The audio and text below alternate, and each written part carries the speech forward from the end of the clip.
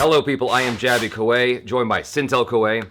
We are continuing on with The Family Man. We're on episode 4, renewed vigor because we had some sleep. Well, I was loving every single episode. It's been a day. As you can see, we're in new apparel. We're gonna finish out the rest of the series today. I'm very, very excited for this. If you're watching this on the YouTubes, then you're only getting a 10-minute cut down version because of copyright limitations. But if you're watching this on the Patreon, you'll be able to see the entire reaction uninterrupted, but you won't have the Amazon window in front of you. You'll have to put that in a separate adjacent window so that you can watch it with us, your two favorite pals from the internets. If we munch from time to time, please do not be offended. We have to sustain for the next 7 episodes. Here we go. Karim. मस्त लग रहा ना? चलेगा. भाई, uniform भी ready है.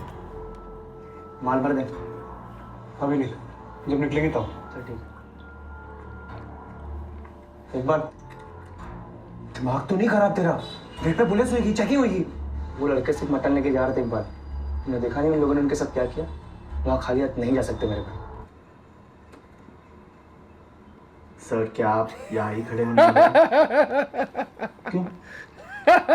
थोड़ा time लग सकता है इसीलिए. It's like, why doesn't anyone have the same sense of urgency? Hello. अरे सॉरी यार, मैं तुम्हें वो फोन नहीं कर पाया था. कैन यू बिलीव कि मैं बैठे बैठे सो गया था यार. तुमने मैसेज किया था ना, तुम्हें बात करनी है, बोलो ना. वो कुछ नहीं, मैं बाद में बात करती हूँ. अभी करते हैं ना यार, मैं फ्री हूँ. नहीं, नथिंग अर्जेंट.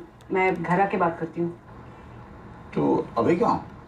यही हूँ. कुछ काम था इसलिए बाहर आ गई. कॉलेज का भी काम था, so I thought I'll sit somewhere and finish it off. Anyway, listen, मैं तुम्हें बाद में फोन करती हूँ. सोची झूठ बोल रही थी यार. सोची कुछ तो छुपा रहे थे. तो तू ना दिमाग के कुछ ज्यादा ही घोड़े दौड़ा रहा है. नहीं, मैं तुम्हें सच में बता रहा हूँ. अब एक झूठे को लग रहा है कि कोई झूठ बोल रहा है तो सच ही होगा फिर. Yep. गलत बोला क्या मैं कुछ? Little cold splash of truth in your face. No. You're using government resources to track your wife. Tiwari अभी ये ज्यादा हो रहे हैं. Hey man, it happens a lot. It was found out that this kind of thing happens a lot. करवाते हो यार. देख तिवारी, तू रात भर का सोया नहीं है, कुछ खाया नहीं है. मुंबई में ही है, जो होटल सी का सर. तो सुन, मैं 1 घंटे के लिए बाहर जा रहा हूँ, कुछ भी तो फोन करना.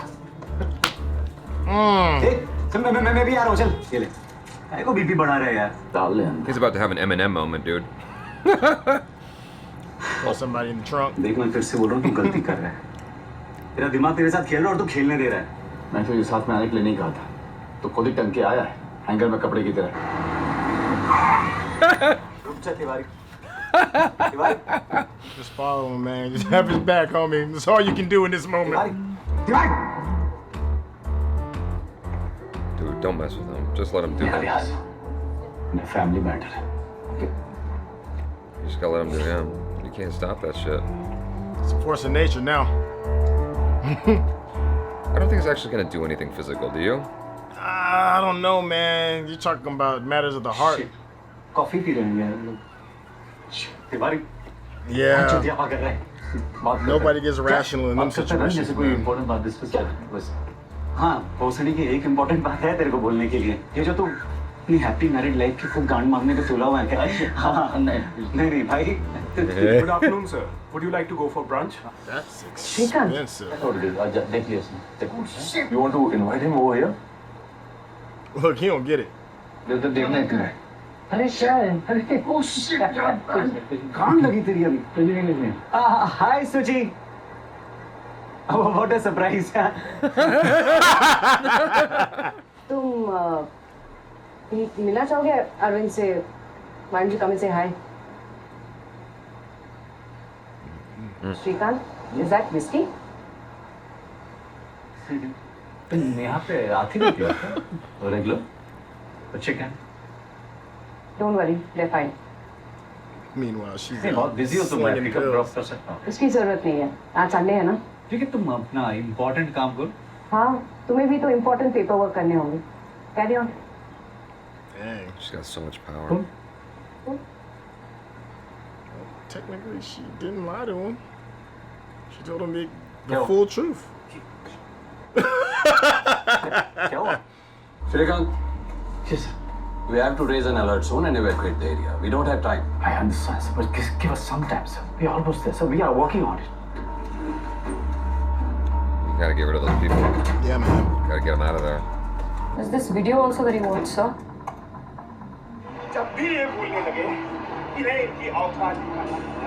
ये तो एमबी देशपांडे है. और looking at the time code, जब करीम ड्रॉप बॉक्स पे आया था उसके 1 घंटे बाद उसने ये वीडियो देखा. सर ये वीडियो उसको ड्रॉप बॉक्स में मिला. कहाँ रहते हैं? भिंडी बाजार के बहुत करीब. देशपांडे घर में आज एक बर्थडे पार्टी है 1 घंटे में. तो यानी ये गेस्ट लिस्ट और फ्लोर प्लान इसी पार्टी का था. अभी ये यहाँ कहाँ से आ गया यार? अरे हमारे साथ तो किसी को मालूम तक नहीं था. यार करीम मैं तेरे को बता रहा हूँ किसी ने पक्का अपनी गाड़ मारी है यार. किसी ने भगा ऐसे. Right right. Oh shit shit. ये भड़वों की तो क्या कर रहा है? अरे दे मार चौदह को. अरे दे मार चौदह को. निसार पागल हो गया क्या? निसार. हाँ सागर चौदह.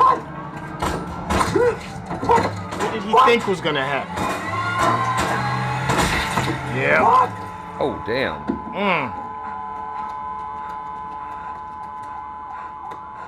They gotta take him alive, though. They can't just pop him. Supposedly, they haven't cut yet. और हमारे साथ इंसाफ. I love you, Jamali.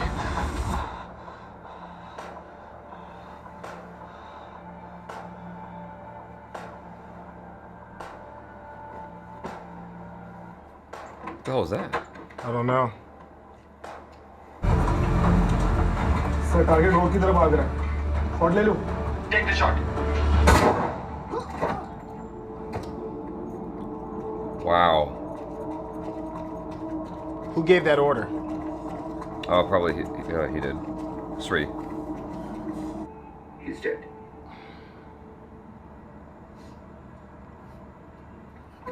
What an amazing scene. Yeah. Very, very clever editing. Wow, that was really good. Yeah. That was a great scene, Yeah, man. yeah. आपको यहाँ के check करना चाहिए. I'm not going over there. Fuck that. Oh, what's in the box? What's in the box? Beef? Oh. क्या है? Sir देखिए sir.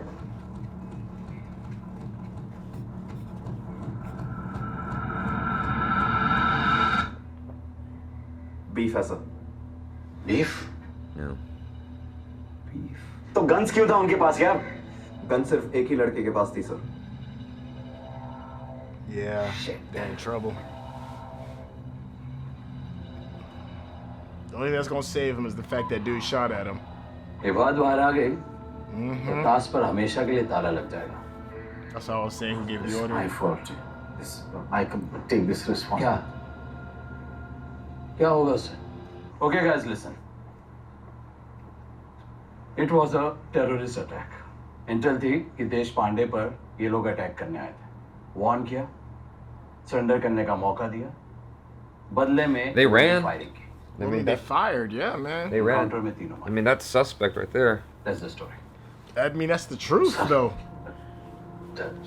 It's a shaky truth. और कोई सॉल्यूशन है तुम्हारे पास? गलती हो चुकी. Now is the time for damage control. I think they did the right thing, though. I mean, those dudes ran. They were suspects. Man, the minute he shot, all bets are off. Yeah. Well, it's not just that. It's also the fact that they just, like, tried to dip out when the police were there. Yeah. They were obviously trying to evade. If you're not guilty, you're not running away. क्या जरूरत थी इतनी पीने की? यार शशि यार please यार. दोपहर से पी रहे हो? शशि चुप रहो ना यार. यार सो जाओ. Go sleep. हम हमेशा कहती रहती हो बात नहीं करते. अभी क्या कर रहे हैं? अब बात कर रहा हूँ ना मैं. Lower your voice, Shrikant. बात तब होती है जब दो लोग एक दूसरे को इज्जत देते हैं. राइट. मैं किसी 5 स्टार होटल में कॉफी पिलाने लेके गया. कभी कुछ मांगा है मैंने तुमसे? 1 एक चीज ऐसी नहीं मांगी होगी जो हम लोग अफोर्ड नहीं कर सकते. Don't make me sound like a bloody gold digger.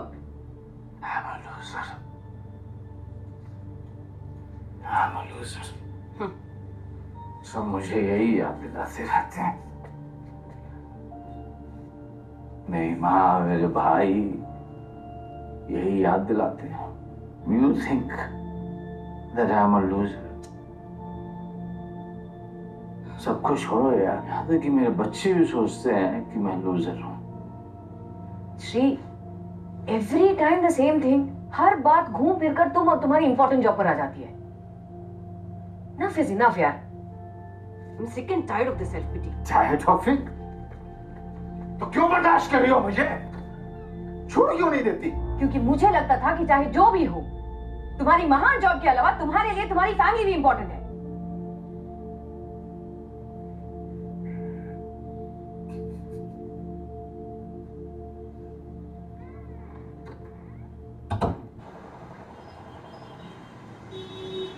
आराम से.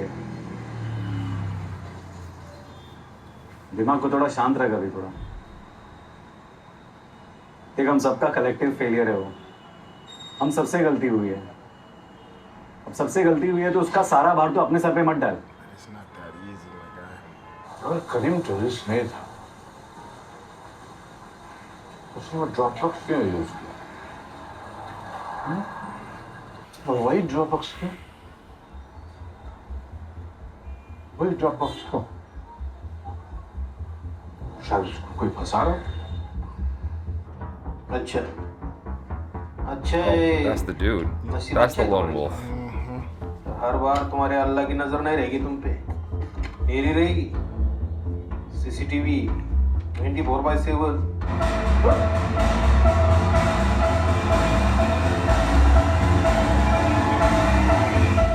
Wow. This show is so carefully crafted, man. It's like staring at a beautiful piece of art from far away, and it's just beautiful. And then you walk up to it, and then you see the small details, and it's just like, wow, you're beautiful from far away, and you're beautiful up close. It's just so much detail that the director and the actors and actresses are giving to us. It's like a good thick gumbo. You know, Such a random comparison. Because gumbo's got everything in it. It's got shrimp, it's got sausage, good sauce, it smells good, it's hearty. It's just so well done. It's just a well crafted piece of work. I have never been into gumbo, but I get the analogy. There was so much goodness in that episode. The family fight when he's saying that he's a loser and that stuff, it was so real. Because he's like so vulnerable in that moment. Instead of having empathy, she goes, yeah, the same bullshit all over again. I'm like, damn, this is so real. It hurts because it reminds me of my childhood and seeing like similar arguments between my parents. And then you see the kids are seeing it and hearing it. And he tries to play it off like life is beautiful, like, oh, it's just crazy. But like the kids know what's up because they're smart. Like kids are often smarter than we give them credit for. The true detective moment, you know what I'm talking about? Yes, the scene, the one shot. The one shot, like there were cuts in there, but they were so well done that it felt like one long take. I love the brilliance of respecting the space in that one shot, because as you're following the suspect, and we as viewers know exactly where he's going, you see the turns that he takes. The brilliance in the directing and the cinematography is that when the camera decides to show us in a one shot where everybody else is, it strategically moves the camera away to save the mystery of where he is for the characters looking for him, as much as a mystery for us. We're not omnipotent, you know, we can't see everything that's happening. That feeling of being tense of where is he remains. Right. That's very difficult to respect that type of space in a one shot that's going to be that long. And time again, that handoff between cat and mouse, every payoff was just on the money. I can't even imagine the type of patience it must have taken to map all of that out, man. Yeah, I mean, they were doing a good job with that right from the get-go inside the van, where you felt like you were part of this thing, and they were like going down these... That's super expensive. I mean, that's a huge... That to me is like Daredevil Season 2 fight scene. You're putting a lot of chips into this moment. That's a very inspiring thing to watch. Yeah. Where I go, okay, I want to do that someday. Like the True Detective thing. It's like, obviously it's not on the production level of True Detective, but it had my emotions going just like it. It was emotionally just as good. And see, and here's a piece of brilliance that I'm just now realizing in this moment. Yeah.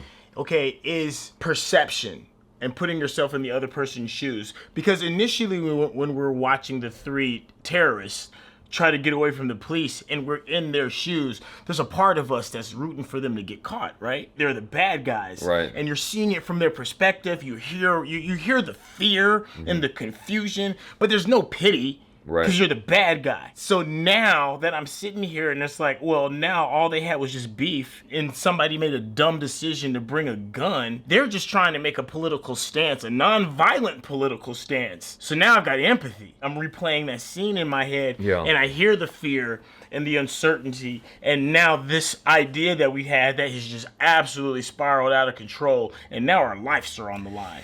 Yeah, I don't have empathy though. The intent was still as malicious as possible. It's a triggering thing that they're doing. I don't agree with the beef defenders or the cow defenders who are like doing violent movements, but I also don't agree with trying to antagonize them.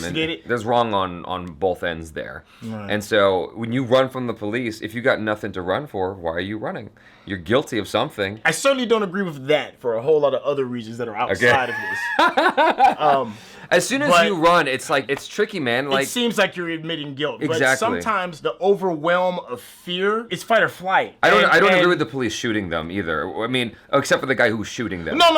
I'm all for in this film, in this scene. Yeah. I have no problems with the police shooting. Simply because, from their standpoint, that man got out of the van, pulled his gun out, and shot. And for all they know, all bets are off. Yeah, for all they know, everybody had a gun. You are absolute the enemy now. Yeah. I have no problems with the police gunning them down once they took that shot. Yeah. You know, now if they were shooting at him just for running, that's a whole totally different animal. That's a whole totally different argument. Yeah. But once he came out and started shooting, nah, bro, that's it. You done. You signed your death certificate. For everybody. Yeah, everybody. Yeah. Everybody gets it. You'd assume that everybody's got a gun. Oh, yeah, that's what I would assume, wouldn't you? Yeah. You're not trying to resolve a damn thing if somebody takes a shot at you. Right. But I'm saying this as an untrained law officer. I mean, I'm not a law officer and I'm untrained. I totally get it. If you're going to shoot at me, I'm going to shoot back. The thing where I stop is when the dude was running at the end of the alleyway and he goes, should I take the shot? He's like, he didn't have to take that shot. He could have ran after him. He saw him in his sight. He could say where he is. They could have surrounded him. They knew where he was. There was nowhere he was going to go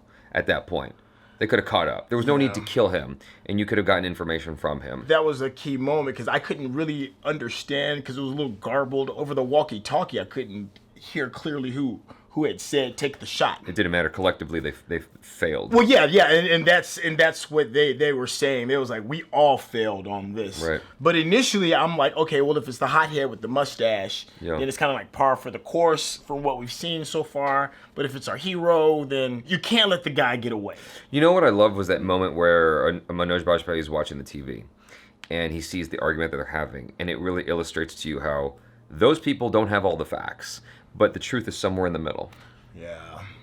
Yeah, because they were showing pictures of guns and all that. I'm like, what is that? Yeah, I mean, we deal with that in the States where, drugs have been planted. There have been all kinds of evidence that has come out where cops have planted evidence in order to secure an arrest. Yeah. In order to secure someone going to jail. Yeah. Unjustly, right? But with this in particular, when you're dealing with terrorism, there has to be some sort of embellishing in order to keep doing your job because you know the enemy's still at large. Yeah. That's a crazy thing.